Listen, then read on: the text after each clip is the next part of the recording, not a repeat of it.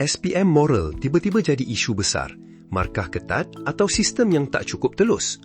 Bayangkan, anak dapat keputusan cantik untuk subjek lain, tapi satu grade moral jatuh, terus keluarga mula risau. Masih layak ke untuk laluan matrikulasi, beasiswa atau pilihan kursus yang dia target? Ini yang meletup selepas ibu bapa dan pelajar cemerlang persoalkan keputusan pendidikan moral SPM. Pada 3 Mei 2026, Menteri Pendidikan Fadlina Siddiq arahkan lembaga peperiksaan buat semakan penuh terhadap subjek ini. Maksudnya, kerajaan sendiri tahu keresahan ini bukan kecil. Tapi, isu sebenar bukan sekadar paper susah. Isu pertama, pendidikan moral dikatakan susah dinilai dengan jelas.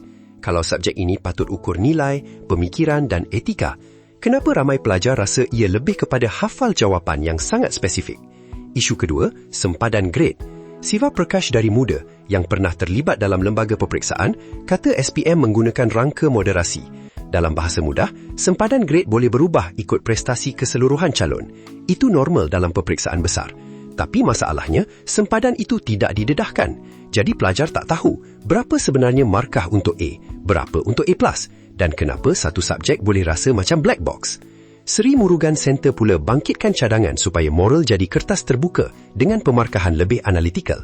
Mereka juga kritik dakwaan syarat A+ yang terlalu tinggi sampai disebut 95 markah ke atas.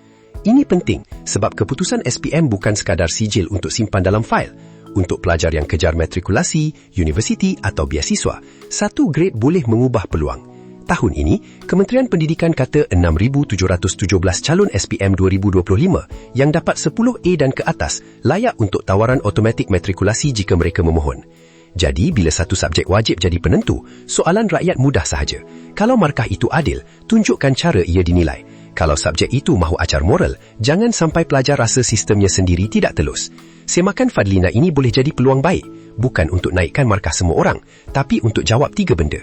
Apa yang diuji, macam mana ia ditanda, dan bagaimana grade ditentukan. Sebab keadilan dalam pendidikan bukan bermula bila keputusan keluar. Ia bermula bila pelajar faham peraturan permainan sebelum mereka duduk peperiksaan. Follow untuk isu Malaysia yang dijelaskan ringkas.